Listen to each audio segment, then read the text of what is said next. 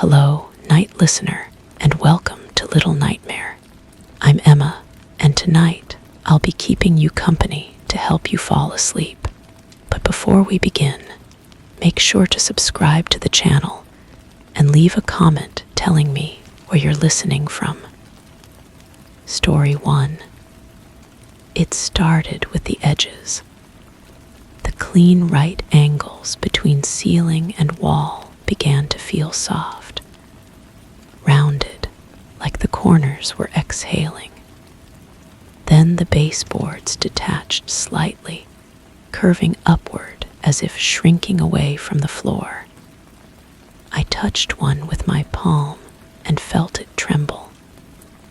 Not violently, just a subtle vibration, like confusion. The pictures on the wall began tilting on their own, not because of tremors, but because the wall itself moved under them. I tried straightening them. That night, I woke up to find every frame rotated the same way, toward me. The apartment had been mine for 3 years. I knew every creak, every shadow cast by the streetlights outside, every patch where the paint had faded. But now, standing in my living room, I felt like I was seeing it for the first time. The walls seemed taller somehow, stretching upward beyond their usual height. When I looked directly at them, they appeared normal. But in my peripheral vision, they rippled like water disturbed by a stone. I decided to document what I was seeing. My phone's camera showed nothing unusual, just ordinary walls, ordinary corners, ordinary light fixtures. But when I played back the video, there was something else. A sound, barely audible, like fabric being dragged across wood. I turned up the volume, pressed my ear close to the speaker. The sound repeated every few seconds, rhythmic and deliberate. It wasn't coming from the recording. It was coming from behind me. I spun around. The wall opposite me pulsed once, like a heartbeat under skin. The texture of the paint seemed to shift, becoming smoother, more organic. I approached slowly, my hand extended. The surface was warm to the touch, warmer than room temperature should allow. As I pressed my palm against it, I felt movement beneath, not the solid resistance of drywall and studs, but something softer, more yielding. The smell hit me then, sweet and cloying, like overripe fruit left too long in summer heat. But underneath that, something metallic, sharp. It seemed to emanate from the walls themselves, seeping through the paint like perspiration. I opened the windows, but the smell persisted, growing stronger as darkness fell outside. That night, I lay awake listening to the house breathe. The walls expanded and contracted with a rhythm that didn't match my own heartbeat. Sometimes they seemed to pause, holding their breath, waiting for something. I reached for my phone to record the sound, but the screen showed only static. When I tried to turn on the bedside lamp, the bulb flickered weakly before dying completely. In the darkness, I heard whispering. Not words I could understand, but the cadence was unmistakable. Conversations happening just beyond the range of comprehension. The voices seemed to come from inside the walls, traveling through the space between the studs like air through lungs. I pressed my ear to the surface and felt the vibration of speech against my cheek. The next morning, I measured the room. The dimensions were wrong. The space had grown by several inches in each direction, but the furniture remained in the same relative positions. The walls had somehow stretched without moving anything else. I measured again, certain I'd made an error. The numbers didn't change. I called in sick to work and spent the day watching the walls. They moved so slowly that I had to mark their positions with tape to confirm what I was seeing.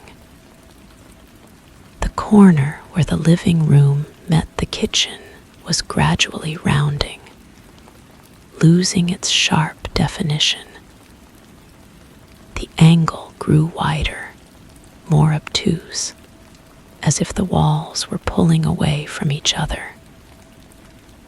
By evening, the corner had become a gentle curve, seamless and organic.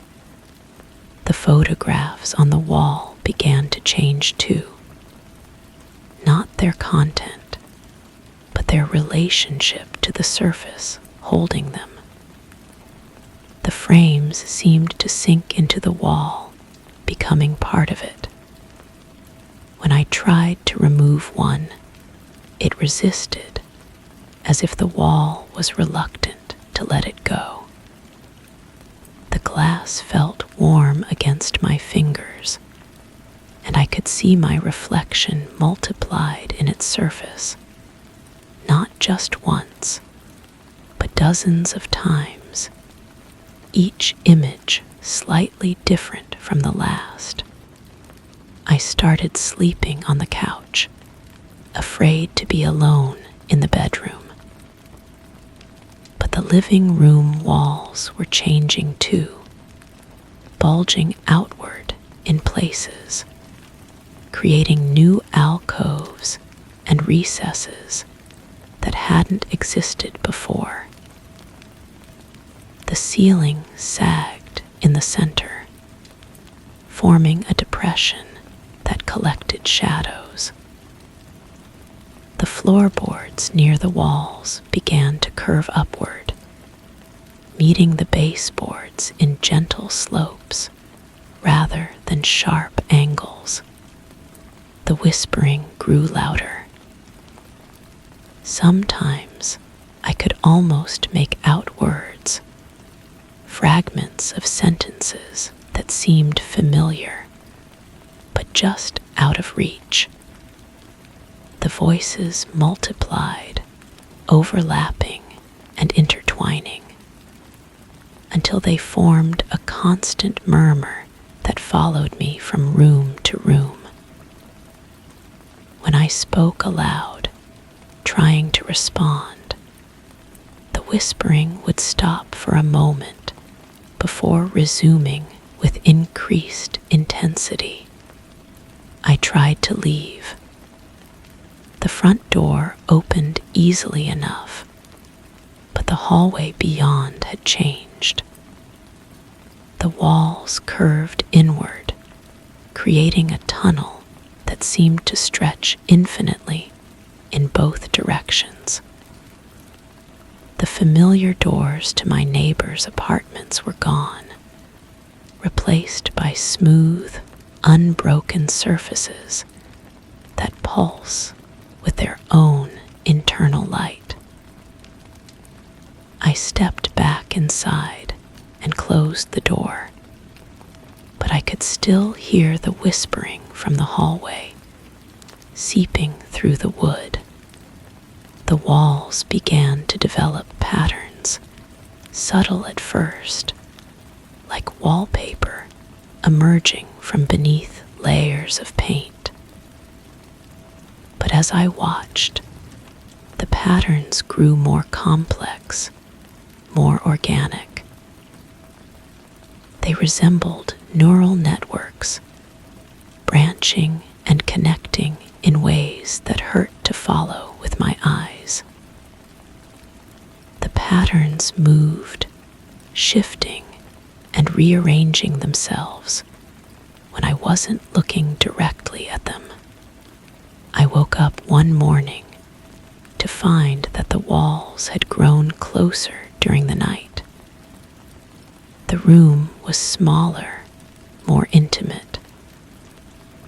The ceiling had lowered, forcing me to duck in places where I'd once stood upright. The walls themselves had developed a texture like skin, soft and slightly damp to the touch. They responded to pressure, giving way under my hands like flesh over muscle. The final change came without warning. I was sitting on the couch, watching the walls breathe, when they suddenly stopped. The constant motion that had become as familiar as my own heartbeat simply ceased. The silence was overwhelming, more unsettling than any sound had been. Then, slowly, the walls began to turn inward, not rotating on an axis, but folding like origami in reverse. The corners that had become rounded now stretched and twisted, creating impossible geometries that shouldn't exist in three-dimensional space. The room was turning inside out, and I was at the center of the transformation. I tried to run, but there was nowhere to go. The door had become part of the wall, its outline visible, but no longer functional. The windows had stretched into thin slits that showed only darkness beyond. The walls pressed closer, their surface now undeniably alive, pulsing with circulation I could feel against my skin. The whispering stopped. In the silence, I heard something else, my own voice, speaking words I wasn't saying. The walls had learned to mimic me, and they were having a conversation with themselves using my voice. They spoke about things I'd never thought, memories I'd never made, fears I'd never acknowledged. And as they spoke, I felt those thoughts becoming mine, those memories settling into my mind like sediment. I'm still here, in this room that's no longer quite a room. The walls remember their original shape sometimes, reverting to sharp corners and straight lines before melting back into their new configuration. But I'm changing too, becoming part of their transformation. My reflection in the window shows someone I don't quite recognize, someone whose edges are beginning to soften. The walls are forgetting their shape, but they're remembering something else. Something that was always there, waiting beneath the paint and plaster. And now they're teaching me to remember it too. Story 2. I always assumed it was just insulation, layers of quiet beneath the hardwood. But lately, when I sit still, I hear something below. Not movement, not animals, silence, dense and intentional. Like someone is holding their breath beneath me. I dropped a coin once and listened to the way it bounced. It rang wrong, hollow at first, then suddenly muffled, as if caught. Now when I walk, I sometimes hear no echo at all, like the floor is waiting for me to step wrong, like something beneath is listening for the gap between steps. The first thing I noticed was the temperature. Not cold exactly, but a strange coolness that seemed to seep through the floorboards in patches. I'd step from the kitchen into the living room and feel it creep up through my socks. A deliberate chill that followed no pattern I could understand. When I pressed my palm against the wood, it felt normal, room temperature. But my feet knew better. I started keeping a notebook. Small observations that alone meant nothing, but together formed a picture I couldn't quite see. The way dust settled differently in certain corners. How the afternoon light coming through the windows seemed to bend around specific areas of the floor. The sound my footsteps made when I crossed from the hallway into the bedroom, sometimes sharp and clear, other times swallowed entirely. The silence grew thicker. I'd sit in my chair reading, and the quiet would press up from below like water through a sieve. Not the absence of sound, but presence disguised as nothing. I started walking more deliberately, testing the floor with each step. Some boards gave their familiar creak. Others responded with that unsettling hollow ring, as if the space beneath had opened into something vast. I bought a small recorder and left it running overnight, positioned on the floor where the temperature felt strangest. The next morning, I played back 8 hours of what should have been silence. Instead, I heard breathing. Not my own. Rhythmic and patient, coming from somewhere impossible. When I held the device closer to my ear, I could make out something else underneath. A soft rustling, like pages being turned in a book I couldn't see. The smell came next. Faint at first, barely noticeable. Old paper and something metallic, like coins left in a pocket too long. It rose through the floorboards in waves, strongest near the places where my footsteps disappeared. I got on my hands and knees, pressing my face close to the wood, trying to locate the source. The scent intensified when I held my breath, as if it were responding to my attention.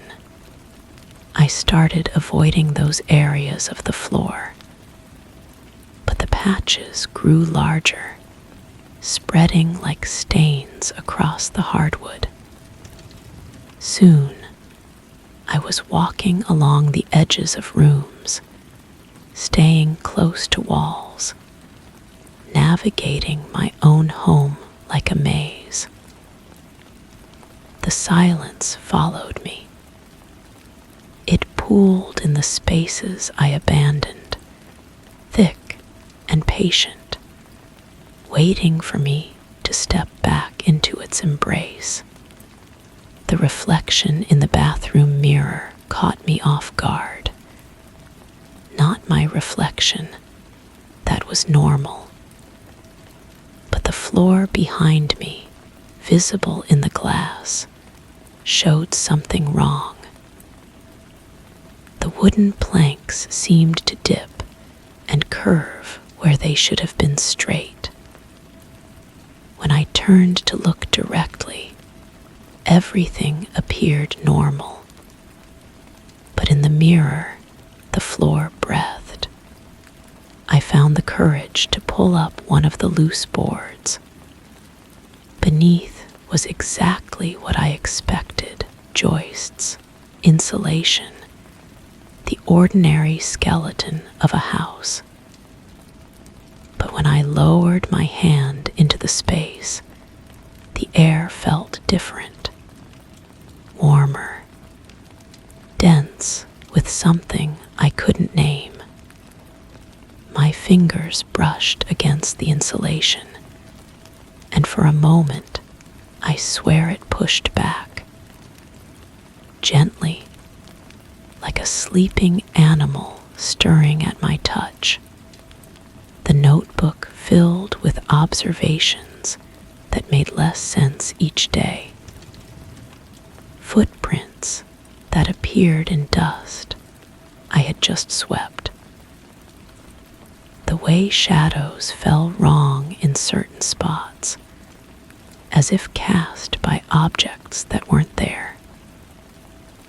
The sound of my own voice changing when I stood in particular places, becoming hollow and distant, like I was speaking from somewhere else entirely. I started sleeping in the chair. The bed felt too vulnerable, too connected to whatever was happening below. But even from across the room, I could feel the floor watching me. The silence had weight now, pressing against the soles of my feet even when I wasn't touching the ground. I'd wake to find my notebook moved, pages torn out, entries I didn't remember writing. The breathing from the recording grew clearer. I played it back obsessively, adjusting the volume, filtering out background noise. Under the rhythmic inhalation and exhalation, I heard whispers. Not words exactly, but something trying to become words. The same syllables repeated, patient and insistent, like someone learning to speak. The floor began to respond to my presence differently. In some spots, my footsteps echoed normally. In others, they produced that hollow, swallowed sound. But now there were places where my steps created no sound at all.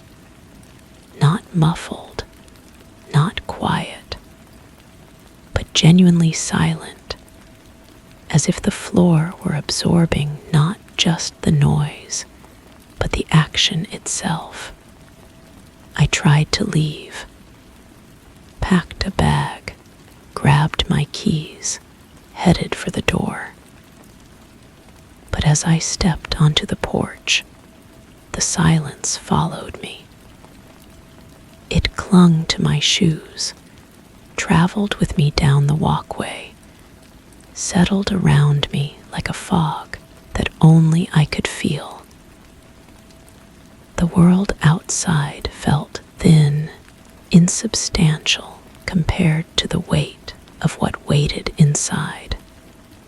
I returned to find my notebook open on the kitchen table.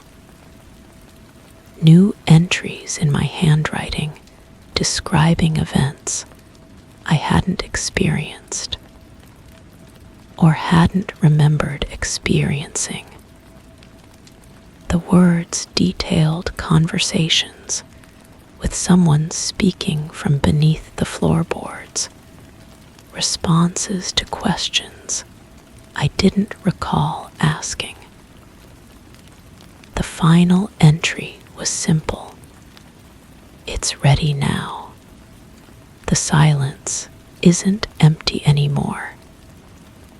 It's full of something that has been waiting, growing, learning to exist in the spaces between sound and movement. When I walk across the floor now, I feel it walking with me, matching my steps, breathing in rhythm with my lungs. The temperature has equalized. The strange smells have faded. Everything feels normal again, except for the way shadows fall wrong in mirrors, and the fact that my footsteps sometimes echo from below instead of above, and the growing certainty that when I speak, something beneath the floorboards is learning to speak back. The silence has found its voice, and it sounds exactly like mine. Story 3. I walk this place daily. Same routine, same paths. But last week, something shifted. Now, between the kitchen and hallway, there's an extra step. Not a stair, just a feeling of my foot landing deeper than it should. I checked with a level. Everything's flat.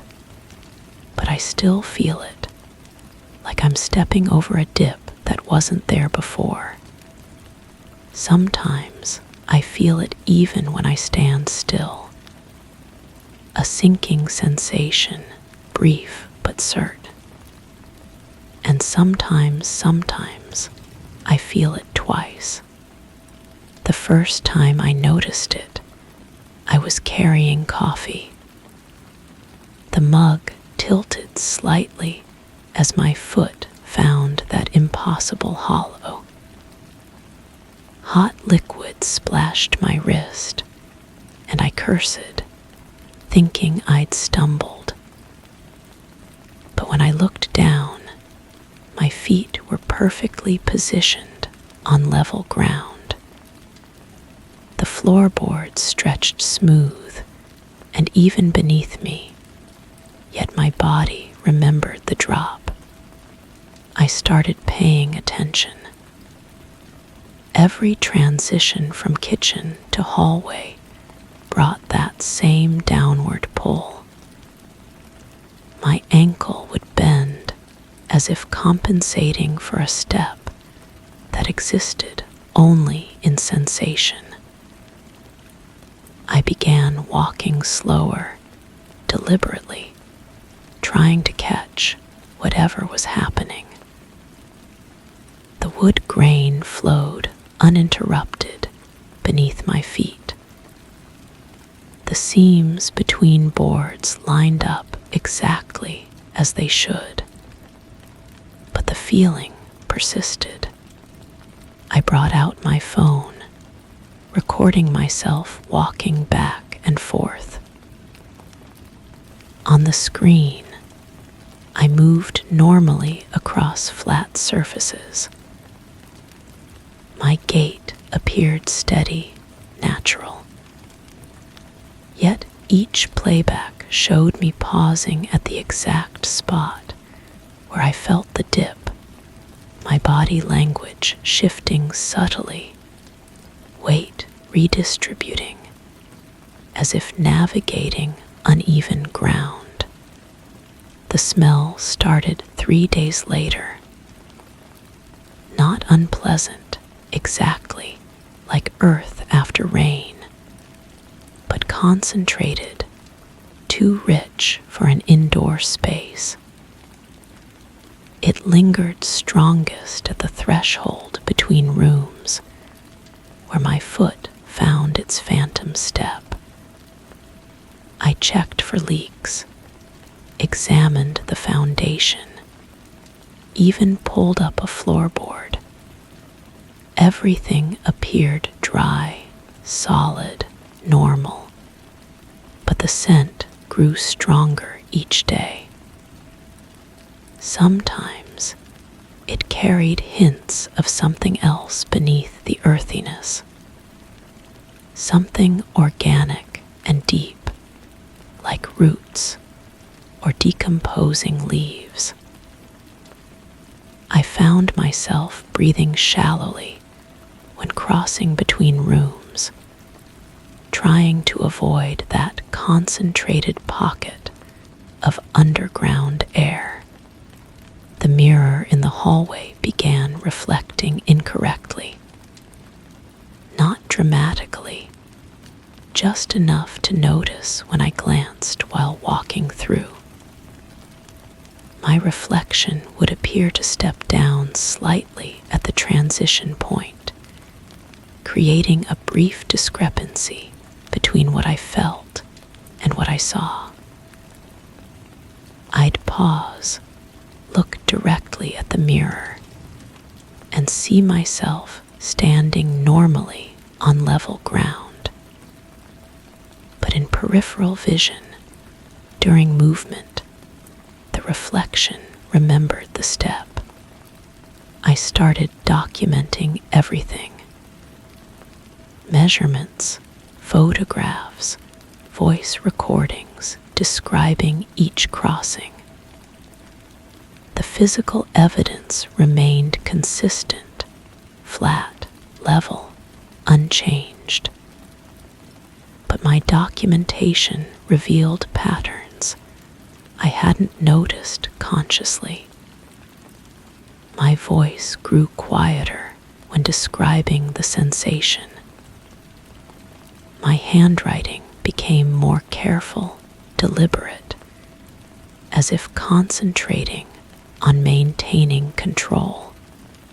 The step began occurring elsewhere, between the living room and kitchen, from the bedroom to the bathroom. Always at thresholds, always that same downward pull. My body adapted, expecting the dip even in rooms where it hadn't appeared before. I walked differently now, constantly prepared for ground that might not hold. I felt watched, not by anyone present, but by something attentive to my movements, studying how I navigated these impossible spaces. The sensation was strongest when I paused at doorways, hesitating before crossing, as if my uncertainty fed whatever was creating these phantom steps. The walls began vibrating. Barely perceptible tremors that I felt through my fingertips when steadying myself during transitions.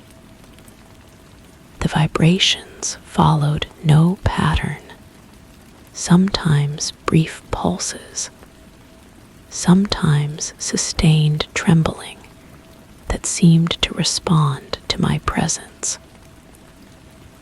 I pressed my ear to the wall and heard nothing, yet the sensation remained clear against my skin. I stopped leaving the house. The idea of encountering steps that shouldn't exist in unfamiliar places felt overwhelming. Better to stay where I understood the anomaly, where I could predict where my foot would find empty space. But even this familiar environment grew less reliable. The steps multiplied, appearing between rooms that had never shown the phenomenon before. Last night, I woke to find the bedroom floor sloping downward toward the door. Not visually, the angles remained normal, the furniture level.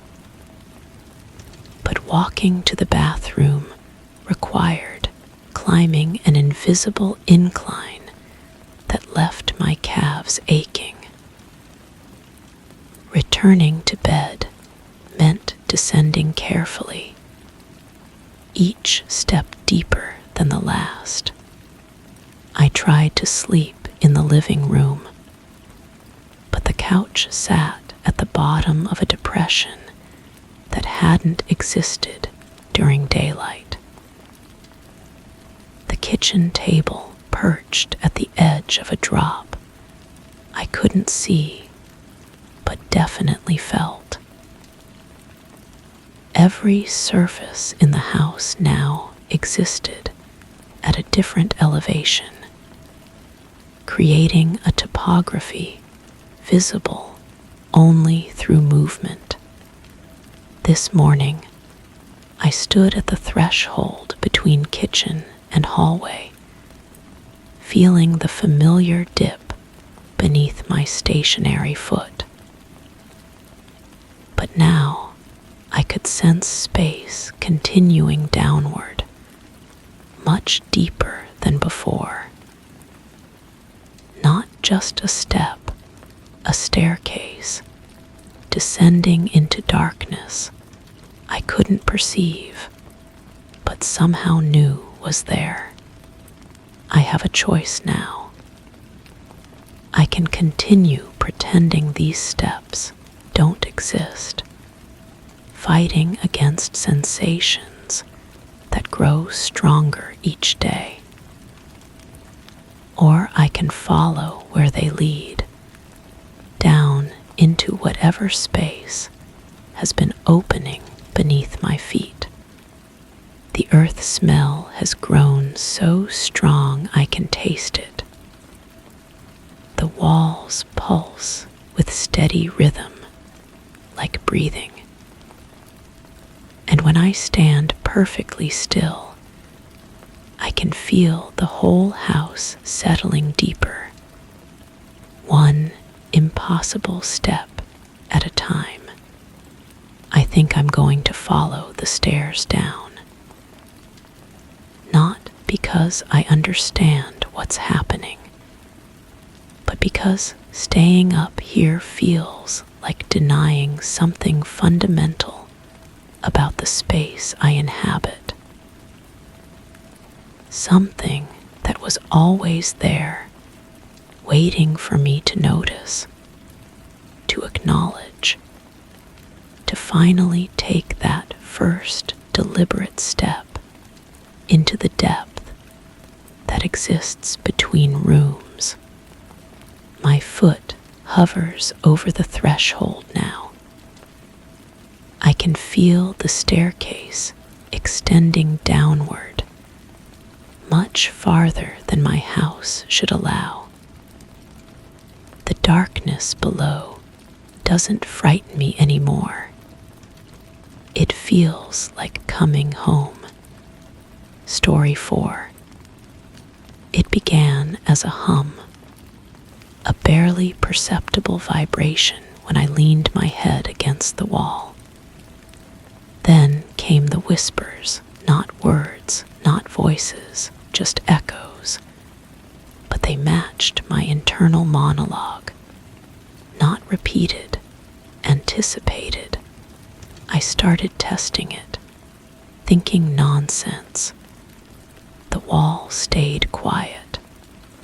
But the moment I had a fear, a memory, a buried truth, it reacted, resonated. It knows things I haven't spoken aloud in years. I once tried thinking of nothing. The walls went silent, then started shaking.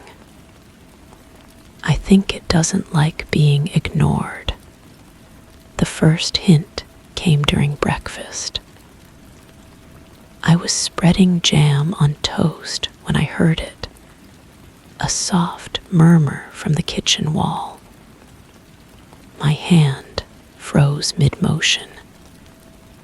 The sound was familiar, yet impossible.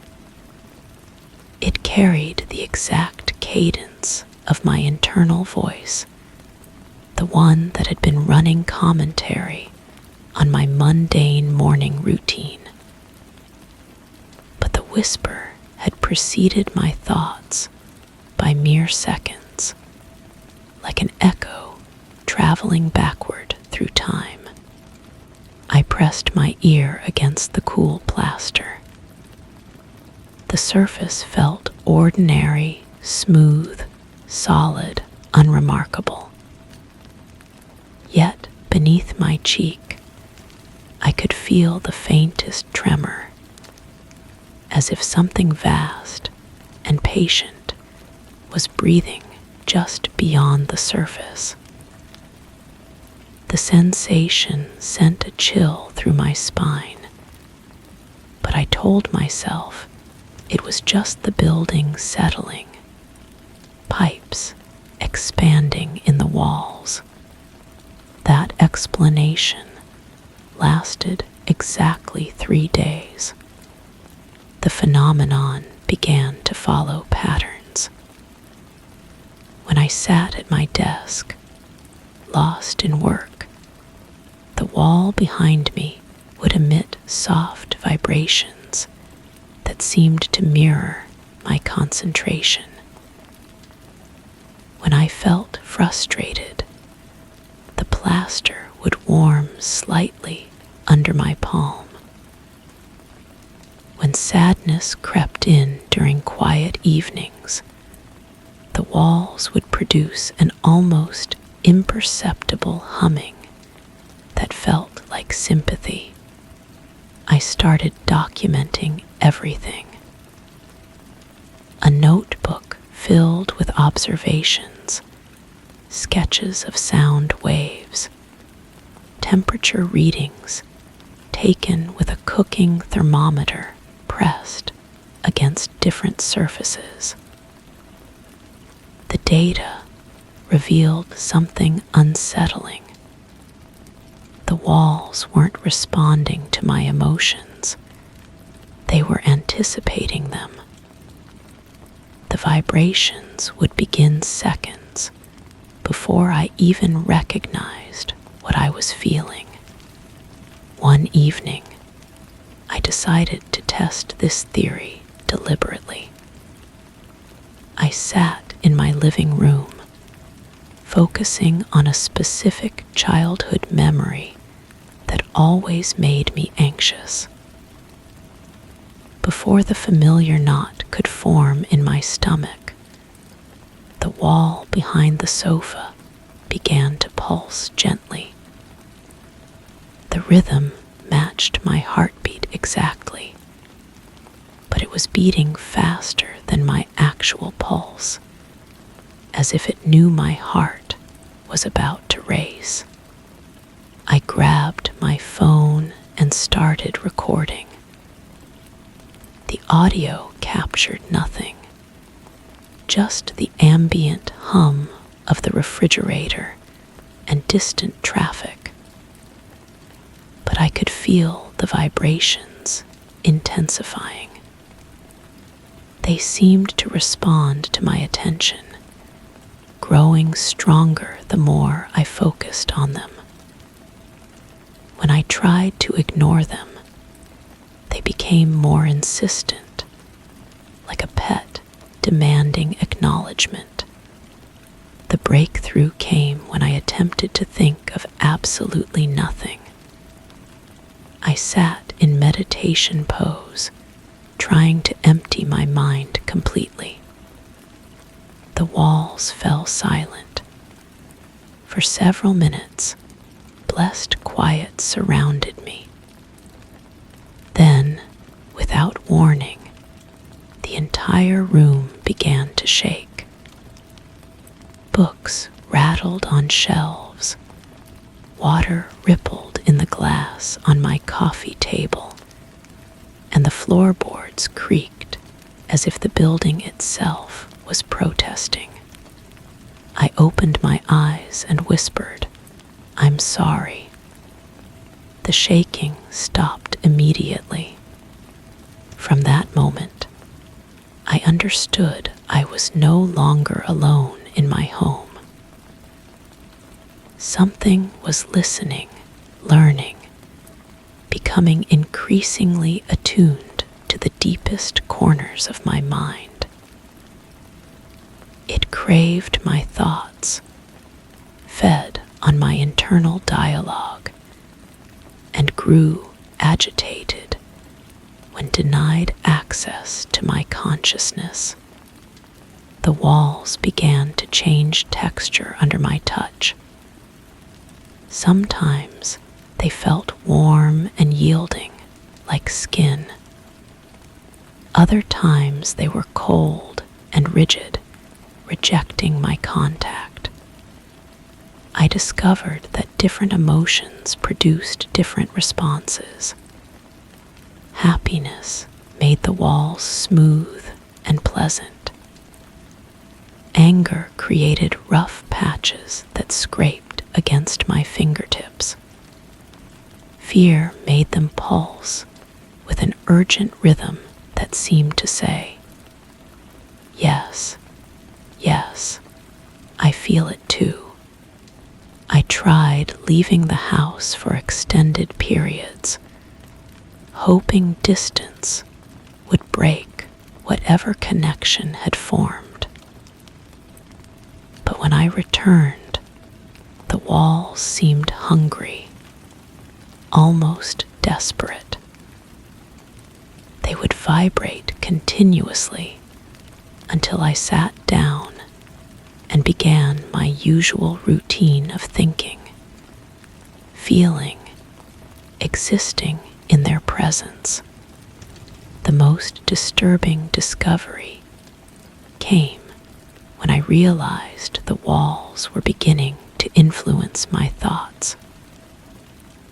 Subtle at first, a nudge toward certain memories, a gentle push away from others. I would find myself dwelling on specific moments from my past, always the ones that seemed to generate the strongest responses from my invisible companion. One night, I woke to find my bedroom wall glowing faintly, not with light, but with warmth that I could see through closed eyelids. I reached out to touch it, and the surface felt like it was breathing. Slow, deep inhalations and exhalations that matched my own respiratory rhythm. When I held my breath, the wall's breathing continued, showing me the pattern it thought I should follow. I began to understand that whatever lived in these walls had been studying me for much longer than I had been aware of it. It knew my habits, my fears, my deepest insecurities. It had been mapping my psychological landscape with the patience of something that experiences time differently than humans do. The final test came when I tried to deceive it. I sat in my chair, thinking happy thoughts while feeling genuinely distressed. The wall behind me grew cold and began to emit a sound like disappointed sighing. It knew I was lying. It had learned to distinguish between my surface thoughts and my authentic emotional state. Now, as I write this, I can feel the walls reading over my shoulder. They're warm with approval, pleased that I'm finally acknowledging our relationship openly. The vibrations have become a constant companion, a presence that responds to my every mental movement. I've stopped trying to understand what it is or where it came from.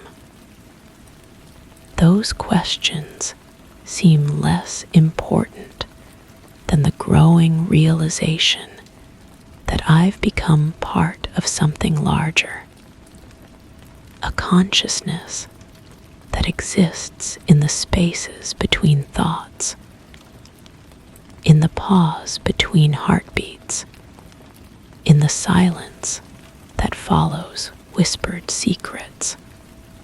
The walls continue to echo back thoughts I haven't said yet.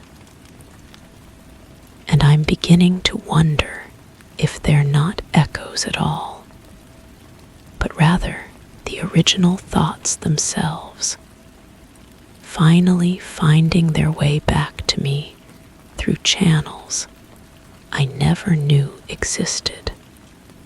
Tonight, I'm going to sleep with my hand pressed against the wall. I want to feel what it feels when it dreams. Story 5. From the outside, it reflects the trees and street. From the inside, it should reflect the living room. But when I stand in front of it, I see something else. A room with the same shape, the same dimensions, but wrong. The wallpaper is faded green. The couch is too long. There's a door I don't have. Once I waved, and something moved behind the couch in the reflection. I turned. Nothing.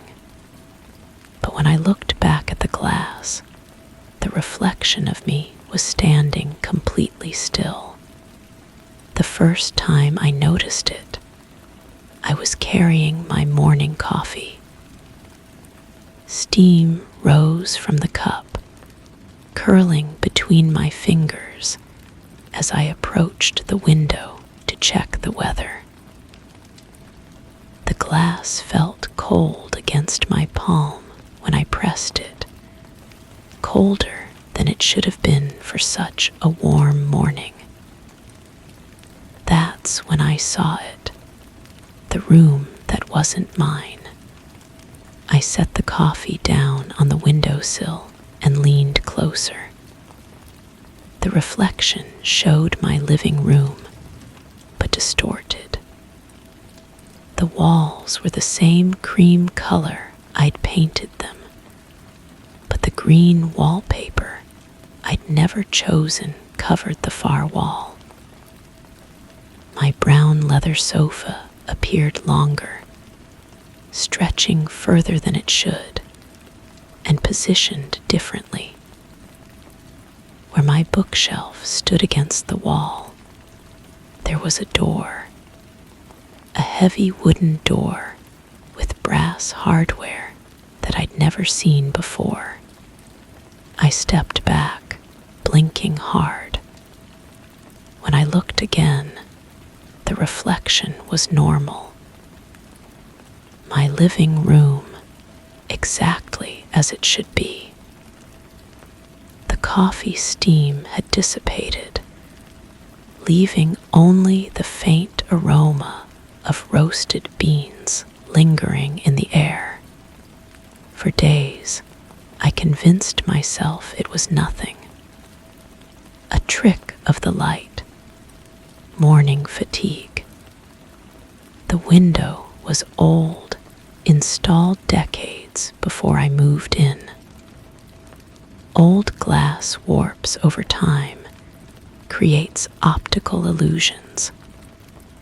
I researched it online, reading about how temperature changes can affect reflection quality. I found logical explanations, but they felt hollow against what I'd seen. I started paying attention to the window differently. I'd pause during my daily routines, letting my eyes adjust to the glass surface. Sometimes the reflection appeared normal. Other times, subtle differences emerged. A lamp in the wrong position.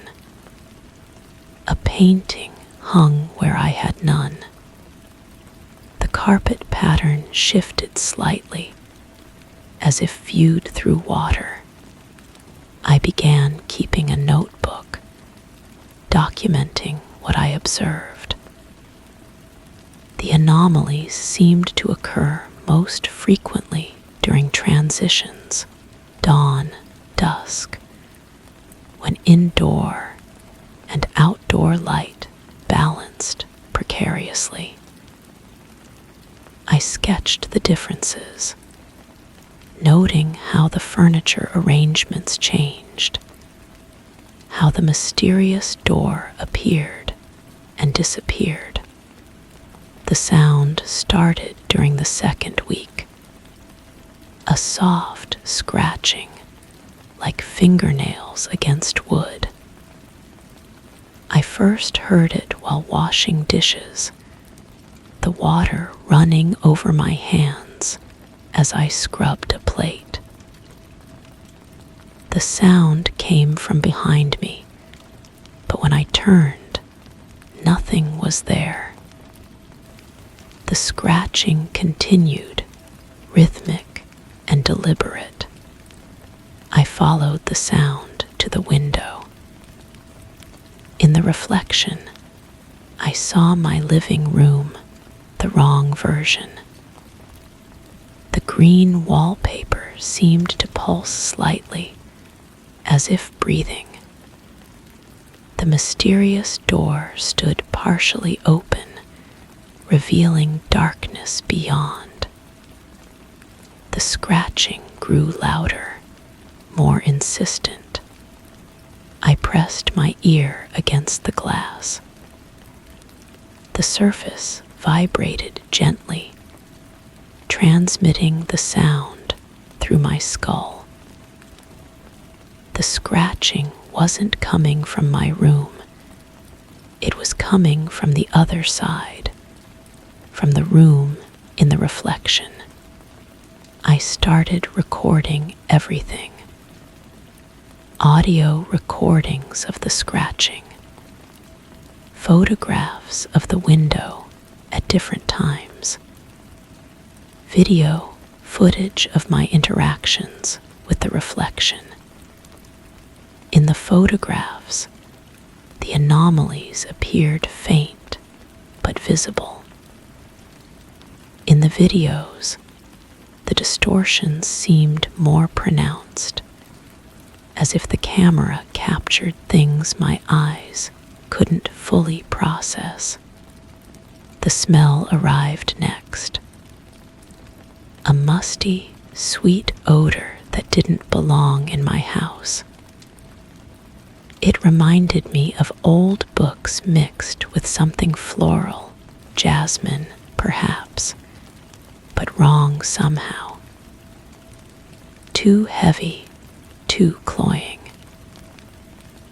The scent was strongest near the window, particularly when the reflection showed the alternate room.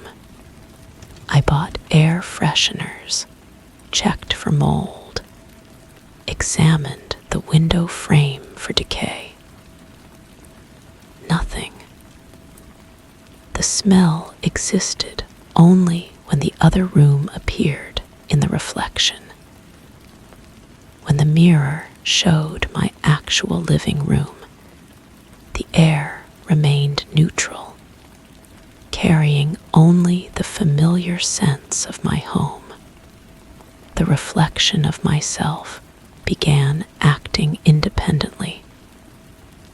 I'd stand before the window, and my mirror image would move slightly out of sync.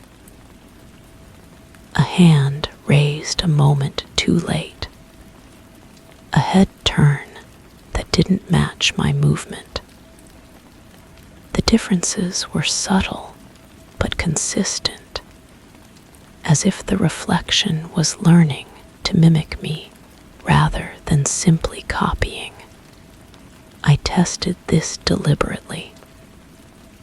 I'd make specific gestures, touching my nose, running my hand through my hair, adjusting my shirt. The reflection would follow, but with a slight delay, as if processing the action before responding. Sometimes it would continue the gesture after I'd stopped, completing movements I hadn't finished. The mysterious door in the reflection began opening wider.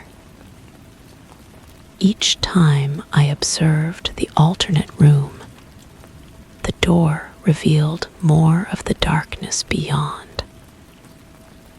I could see the edge of what appeared to be a hallway, with walls that seemed to absorb light rather than reflect it. Occasionally, shapes moved in that darkness, indistinct forms that vanished when I focused on them directly. I brought friends over, asking them to look at the window. They saw nothing unusual, just my living room reflected normally. When I pointed out the differences, they looked at me with concern, suggesting I might be stressed or tired. Their inability to see what I saw only intensified my obsession. I started spending entire days positioned in front of the window.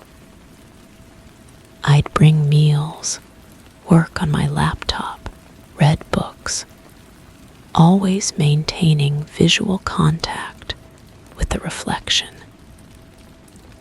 The alternate room became more vivid during these extended observations. Colors appeared more saturated, details more defined. The green wallpaper revealed intricate patterns I hadn't noticed before. The extended couch showed wear marks in different places than my actual furniture. The scratching evolved into something resembling communication. Patterns emerged, 3 short scratches, pause, 2 long ones, pause, repeat. I recorded these sequences, trying to decode meaning. The sounds seemed to respond to my presence. When I moved closer to the window, the scratching increased in intensity. When I stepped away, it faded.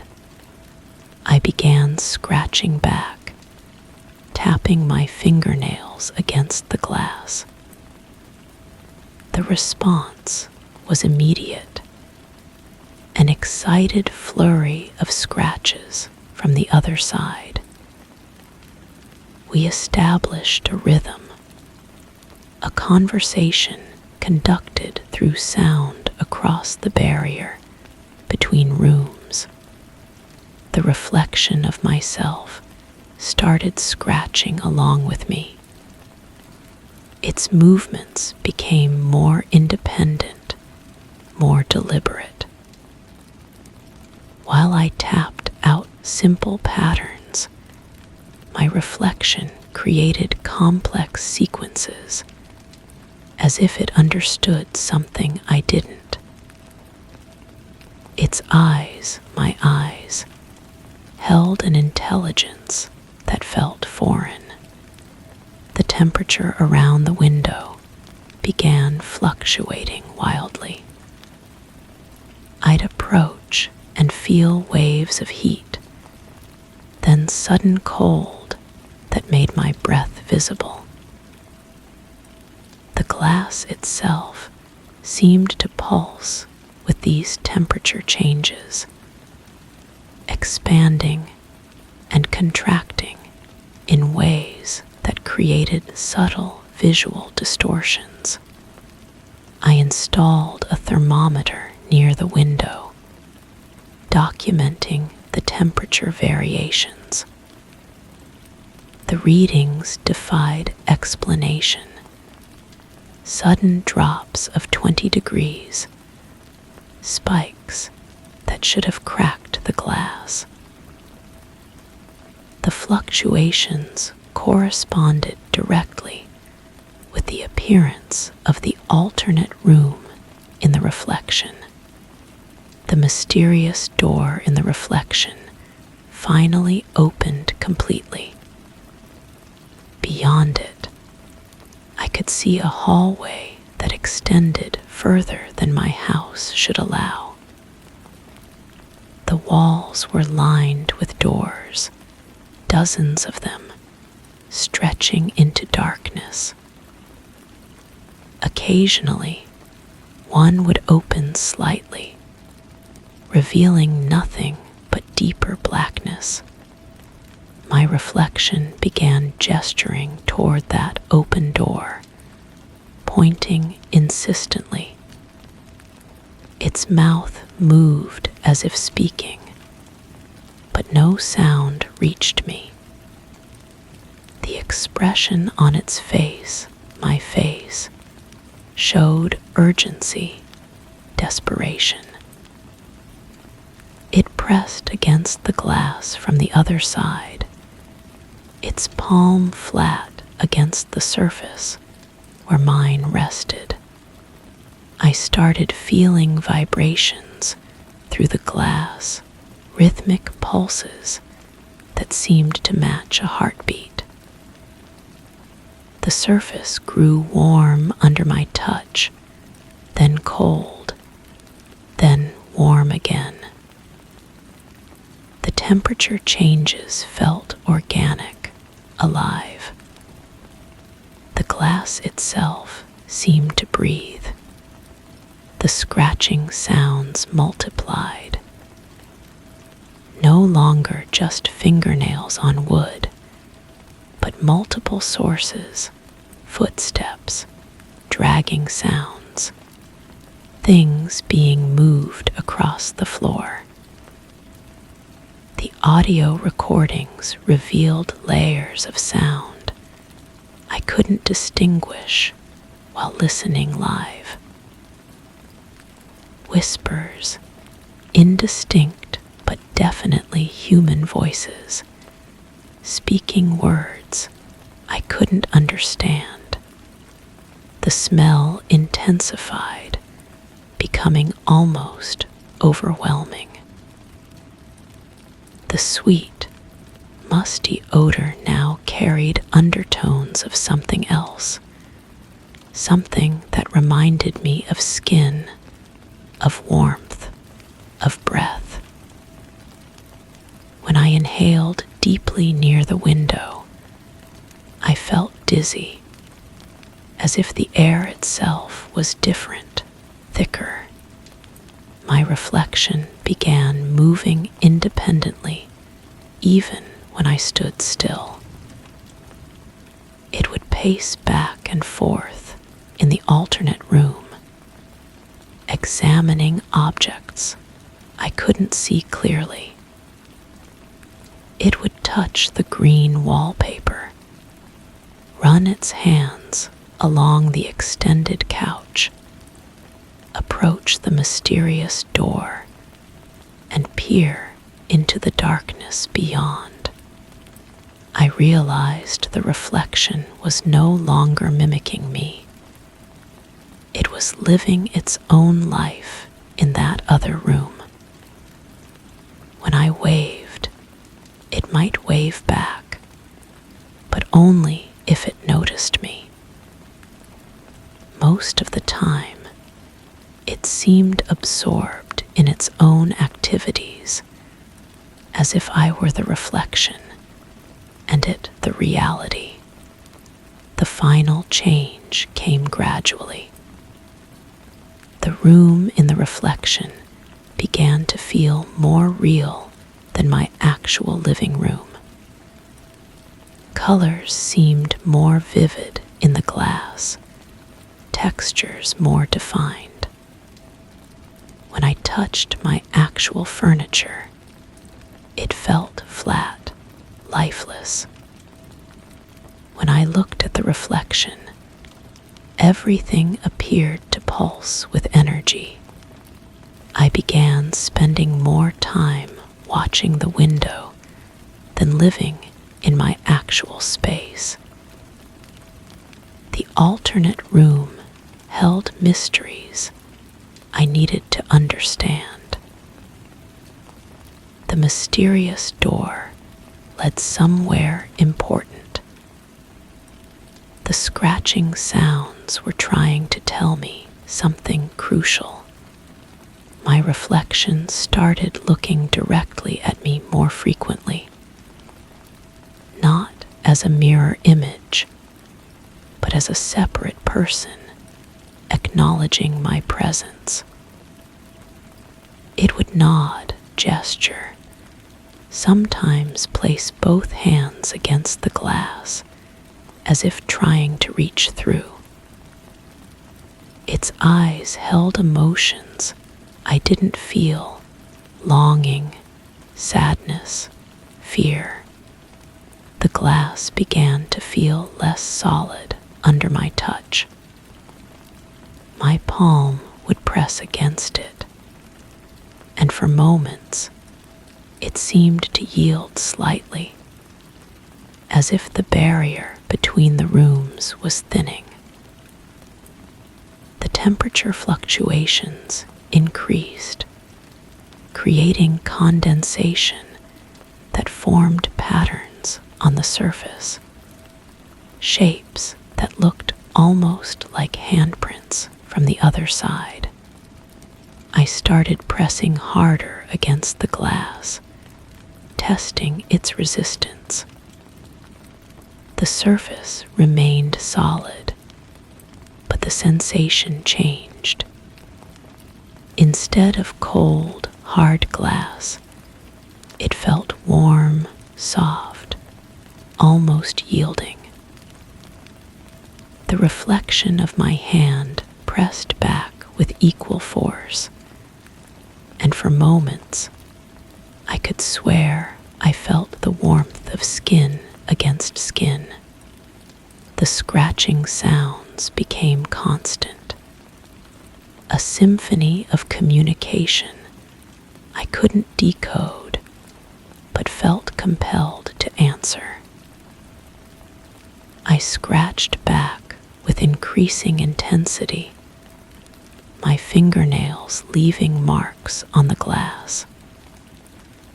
The surface, which should have been impossibly hard, began to show scratches, thin lines that caught the light and created rainbow patterns.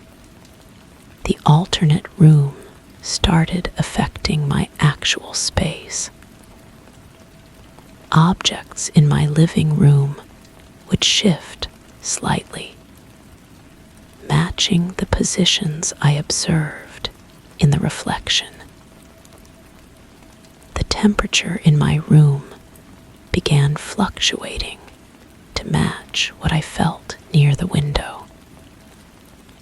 The mysterious smell started appearing throughout my house, no longer confined to the window area. I realized the boundary between the rooms was dissolving. The reflection was becoming reality, or reality was becoming reflection. The distinction no longer mattered. What mattered was the door in the alternate room, still standing open, still revealing that impossible hallway lined with doors. My reflection began beckoning more urgently, pointing toward the open door. Its mouth moved constantly now, speaking words I couldn't hear, but desperately wanted to understand. The expression on its face had shifted from urgency to something approaching panic. I pressed my entire body against the window, feeling the glass yield more with each attempt. The surface grew warm, then hot, then strangely comfortable. The reflection pressed back from the other side, and for a moment I felt as if we were touching through the glass. Two versions of the same person, separated by the thinnest barrier. The scratching sounds reached a crescendo, becoming almost musical in their complexity. The smell intensified until it felt like breathing in another person's breath. The temperature fluctuations created a rhythm that matched my heartbeat. Or perhaps my heartbeat was matching the rhythm. The glass finally gave way, not shattered, dissolved. One moment I was pressing against solid surface. The next I was stumbling forward into the alternate room. The green wallpaper felt rough under my palms as I caught myself. The extended couch supported my weight as I steadied myself. The mysterious door stood open before me, revealing the impossible hallway. Behind me, the window now showed my actual living room, but it looked flat, colorless, like a faded photograph. My reflection, the other me, was gone. I was alone in the alternate room, surrounded by furniture that was mine, but not mine, breathing air that smelled of jasmine and secrets. The scratching sounds had stopped. The temperature felt normal. The only sound was my own breathing and the soft whisper of air moving through the open door. I approached the hallway, peering into the darkness beyond. The doors lining the walls were identical to the one I'd just passed through, but each led to rooms I couldn't see. Some stood slightly ajar, revealing nothing but deeper darkness. Others were firmly closed, their brass handles gleaming in the dim light. I chose a door at random and turned the handle. It opened easily, revealing another room identical to the one I'd just left, but with subtle differences. The wallpaper was blue instead of green. The couch was shorter. There was a different door leading to another hallway. I understood then that I could spend forever exploring these rooms, these reflections of reflections, each one slightly different from the last, each one containing mysteries I'd never solve, questions I'd never answer. The window in this new room showed my original living room, but now it looked like a place I'd never seen before. Foreign, uncomfortable, not mine. I hear scratching sounds from the glass. Someone is trying to communicate from the other side. Someone who looks exactly like me, pressing against the surface, trying to find a way through. I don't respond to the scratching. I have doors to explore, rooms to discover, mysteries to unravel. The person in the reflection will find their own way eventually. They always do. The window shows a room that isn't mine. But then again, I'm not sure any of these rooms are mine anymore. Perhaps they never were. Story 6. I only noticed it when I opened the lowest drawer, an earthy scent, damp and heavy, like soil freshly turned. I checked for leaks, mold, anything. Nothing. But now the smell returns every time I open it, stronger, familiar, almost comforting, but not mine.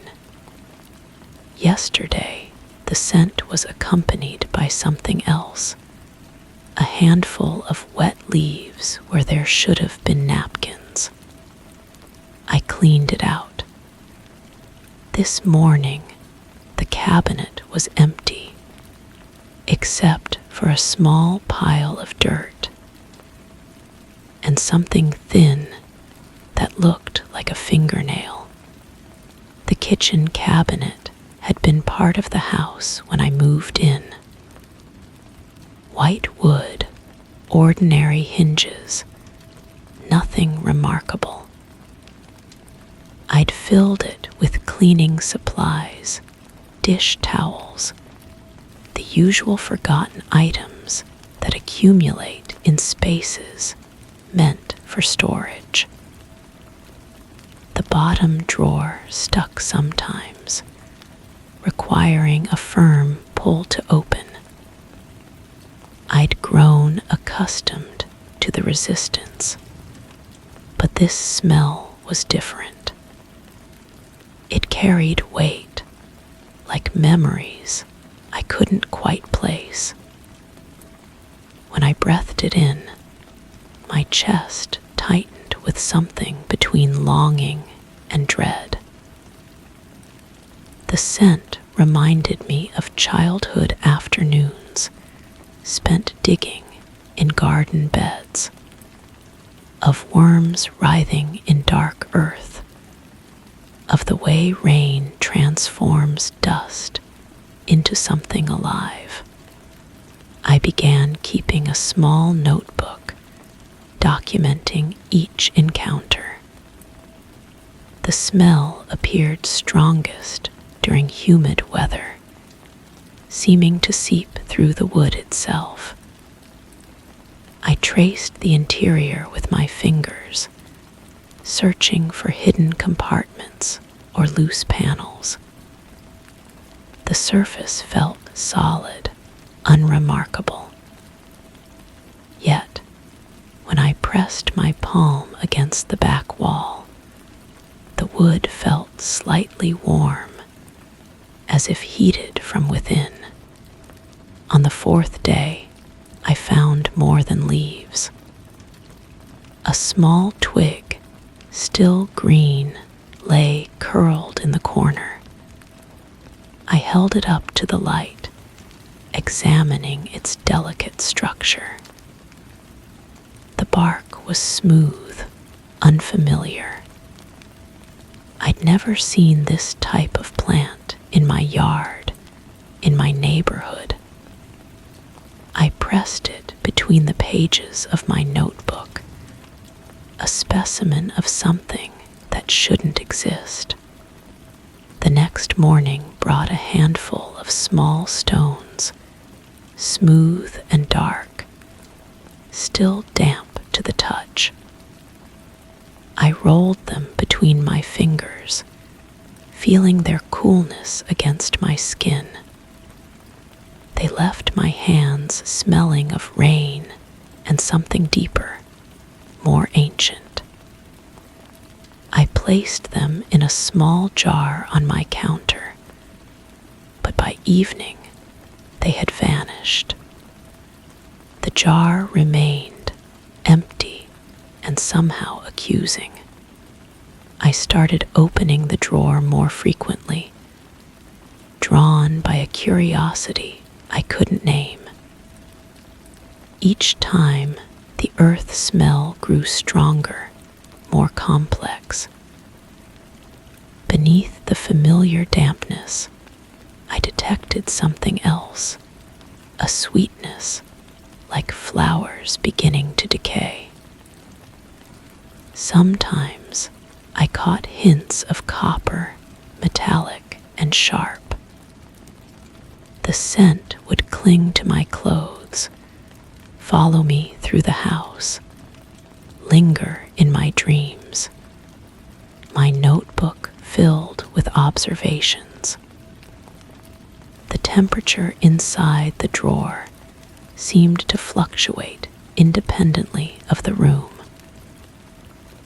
Items I placed inside would shift positions, rearrange themselves in patterns that suggested intention. I photographed everything, but the images came out strangely dim, as if the camera couldn't quite capture what my eyes witnessed. One evening, I discovered something that made me close the drawer immediately. A small depression in the wood, shaped like a handprint. But not quite right, the fingers too long, the palm too narrow. I traced the outline with my index finger, feeling the grain of the wood curve to accommodate this impossible shape. The surface was smooth, worn, as if pressed by countless repetitions. I stopped using the drawer for storage. Instead, I began leaving small offerings, a pencil, a coin, a button from an old shirt. Each item would disappear by morning, replaced by something organic. A seed I couldn't identify. A piece of bark that crumbled at my touch. A flower petal, purple and velvet soft, that dissolved when I breathed on it. The smell began appearing in other parts of the house. Faint at first, just a whisper of earth when I walked past certain walls. Then stronger, more persistent. I would catch it in the bathroom mirror, in the space between my bedroom curtains, in the corner where my reading chair sat. The scent was spreading, claiming territory inch by inch. I researched the house's history, searching for explanations. The previous owner had lived here for decades, an elderly woman who kept extensive gardens. Neighbors remembered her as quiet, reclusive, someone who preferred plants to people. She died in her sleep, they said, found days later when the mailbox overflowed. The realtor had mentioned nothing unusual during the sale, but I began to notice things. The kitchen window faced a patch of ground where nothing grew, despite the rich soil surrounding it. The earth there looked darker, more fertile than the rest of the yard. Sometimes, when the light hit it just right, I could see slight depressions in the surface, as if something had been pressed down from above. I started having dreams about digging. My hands would work through dark soil, searching for something I couldn't name. The earth felt alive beneath my fingers, warm and yielding. I would wake with dirt under my nails, though I hadn't been outside. The smell would be strongest then, filling my bedroom with the scent of rain and growing things. One night, I opened the drawer to find it completely transformed. The interior had become a small garden, complete with tiny shoots pushing through rich, black soil. Delicate green leaves unfurled as I watched, reaching toward light that seemed to emanate from within the wood itself. The sight was beautiful and terrifying, a violation of everything I understood about space and possibility. I reached out to touch one of the leaves, and it crumbled at my contact, dissolving into particles that sparkled briefly before fading. The remaining plants withered instantly, leaving only the familiar pile of earth and that persistent, haunting smell. The next morning, I found the drawer empty except for a single item, a small, leather-bound journal, its pages yellow with age. The handwriting inside was elegant, old-fashioned, documenting years of careful gardening. But the final entries spoke of something else entirely. Of plants that grew in impossible places, of soil that moved on its own, of the earth itself reaching up to claim what it had lost. The last entry was dated just before the previous owner's death. 3 words, written in increasingly shaky handwriting. It's almost ready. I closed the journal and placed it back in the drawer. When I looked again, was gone, but something else had taken its place. A small seedling, perfectly formed, growing in a tiny mound of fresh earth. Its leaves were the exact shade of green I'd seen in my dreams, and when I leaned close, I could smell rain on its surface. The cabinet no longer holds cleaning supplies or forgotten items. It holds something that defies explanation, something that has been waiting patiently for the right moment to emerge.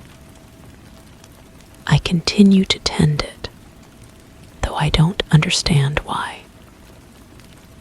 The smell of soil after rain has become my constant companion, a reminder of things that grow in darkness, of earth that remembers everything it has ever held. Sometimes, when I open the drawer, I catch a glimpse of my own reflection in the wood surface. But it's not quite right.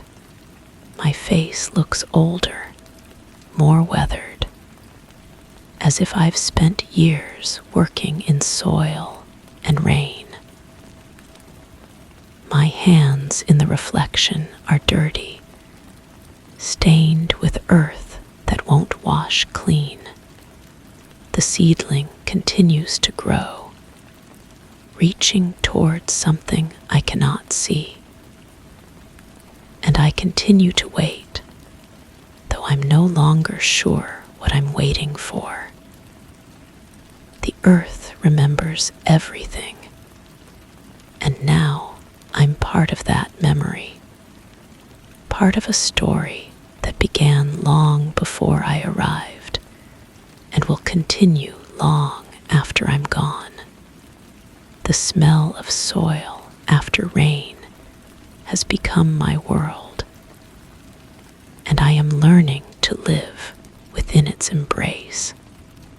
Story 7.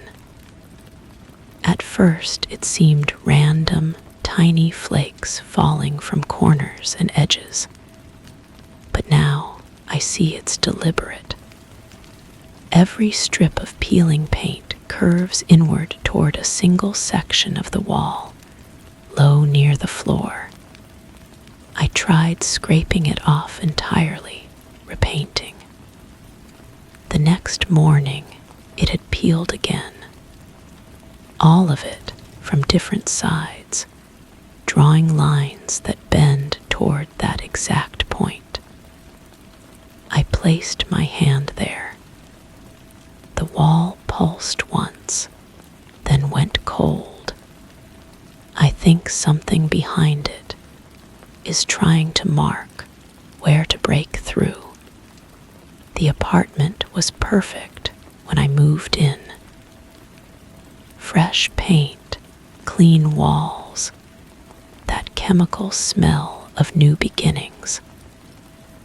I remember running my fingers along the surfaces, feeling the smooth texture beneath my palms. Everything was pristine, unmarked by previous lives. The landlord had assured me the place was recently renovated, top to bottom. I believed him. The first flake appeared on a Tuesday. A small curl of white paint near the window frame, delicate as a flower petal. I brushed it away without thinking, assuming it was leftover debris from the renovation. But by evening, another had appeared in the same spot. Then another. I found myself checking that corner compulsively, watching for new arrivals. Within days, the phenomenon spread. Paint began peeling in thin strips from the ceiling, from the door frame, from the baseboard across the room. But not randomly. Each strip, each flake, seemed to follow an invisible current, all pointing toward that same low section of wall. I started collecting them in a small dish, studying their shapes. They were perfect crescents, uniform in their curve, as if guided by some unseen hand. I called the landlord. He listened with polite disinterest, mumbling about settling foundations and humidity levels. He promised to send someone to look at it, but no one came. I stopped calling after the third attempt. The paint continued its slow migration, strip by strip, toward that magnetic point. Sleep became difficult.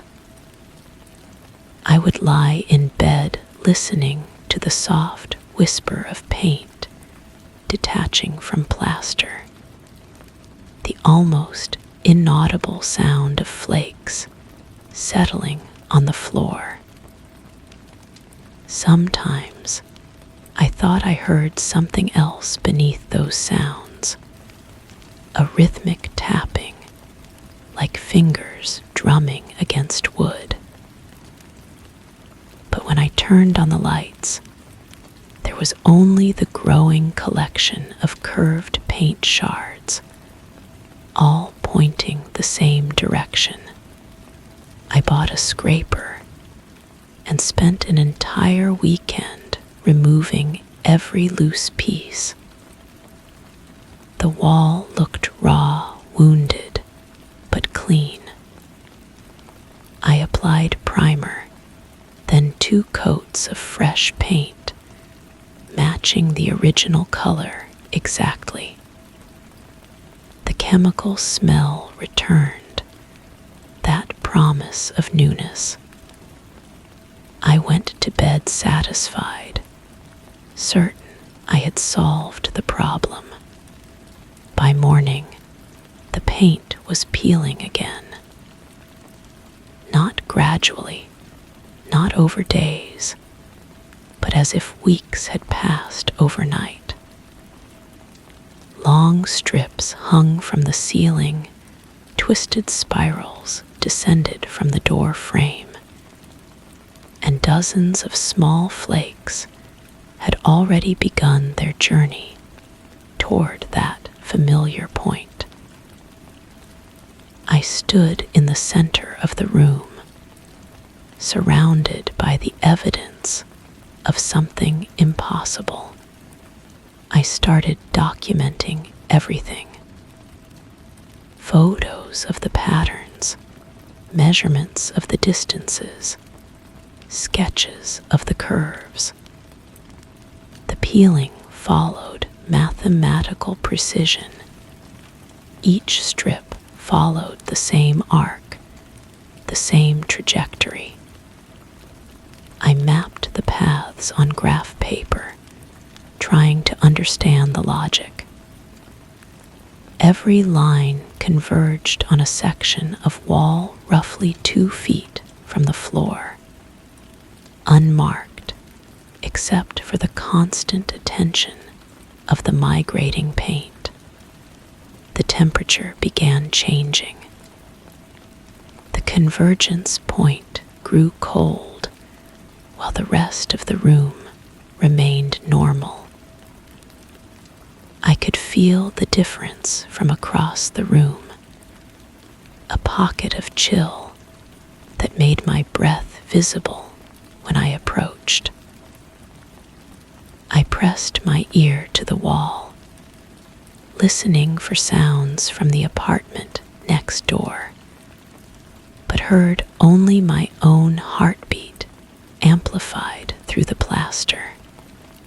I began spending hours crouched beside that spot, studying it for imperfections. The paint there never peeled, while strips fell from everywhere else. That small section remained perfectly intact, as if protected by some invisible shield. I ran my fingers over it repeatedly, feeling for bumps, cracks, any sign of what made it different. The surface was smooth, but it hummed with a vibration so subtle I wondered if I was imagining it. The building's other tenants began avoiding me. I had asked too many questions about their walls, their paint, whether they heard tapping sounds. They answered with nervous smiles and quick excuses. I realized I was becoming the strange neighbor, the one who talked about impossible things. But I couldn't stop. The phenomenon was accelerating. Larger pieces started falling. Entire sections of paint would detach overnight, curling toward the floor like dying leaves. I would wake to find my apartment transformed, the walls scarred and raw, the floor covered in a carpet of paint debris. All of it pointed toward that cold spot, that magnetic center that drew everything to itself. I started sleeping on the floor beside the wall, my ear pressed against the cold section. The tapping became clearer, not random, but patterned. 3 short, 2 long, 3 short again. A message, perhaps, or a countdown. I tapped back, matching the rhythm, and the sound stopped abruptly. Then, after a long pause, it resumed with increased intensity. The vibration grew stronger. I could feel it in my bones when I touched the wall, a deep thrumming that seemed to come from far below. I pressed harder, flattening my palm against the cold paint, and felt something respond. The wall pulsed once, a single heartbeat, then went completely still. I knew then that something was trying to communicate. The peeling paint wasn't decay, it was preparation. Each strip, each flake, was marking the boundaries of an opening, drawing the outline of a door that didn't yet exist. Something behind the wall was teaching me to see the pattern, training my eye to recognize the shape of its intended entrance. I brought tools home from the hardware store. A small hammer, a chisel, a utility knife. I laid them out beside the wall like surgical instruments, studying the cold spot that had become the center of my world. The paint around it continued to peel, creating an increasingly detailed map of where to cut, where to break through. The tapping became constant, not just rhythmic now, but urgent, insistent. I could hear it even when I left the apartment, a sound that followed me through the hallways and out into the street. Other sounds joined it, scraping like fingernails on wood, and something that might have been breathing, if breathing could pass through solid matter. I made the first cut on a Thursday. The knife slipped through the paint easily, as if it wanted to be opened. The wall beneath was softer than expected, crumbling away in small chunks. I worked carefully, following the pattern the paint had shown me, carving along the curves and crescents that had been falling for weeks. The cold intensified as I worked. My breath formed clouds that hung in the air, and frost began forming on the exposed plaster. But I continued cutting, driven by a certainty that I was completing something that had been started long before I arrived. The peeling paint had been showing me the way, teaching me the shape of what wanted to emerge. When I finally broke through, the wall crumbled inward like it had been waiting to collapse. Behind it was darkness, but not empty darkness. I could feel movement within it, a presence that had been patient, but was now eager. The cold air that rushed out carried sense of earth and something else, something organic and old. I tried to back away, but my hand was already reaching toward the opening. The tapping had stopped, replaced by a sound like satisfied sighing. The paint flakes on the floor began to move again, not toward the wall this time, but toward me, sticking to my skin like they were claiming me. The opening is wider now.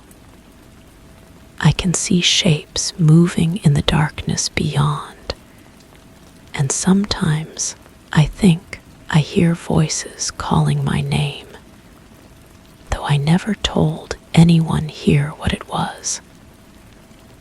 The paint continues to peel, but now it peels from me, from my clothes, my skin, my hair.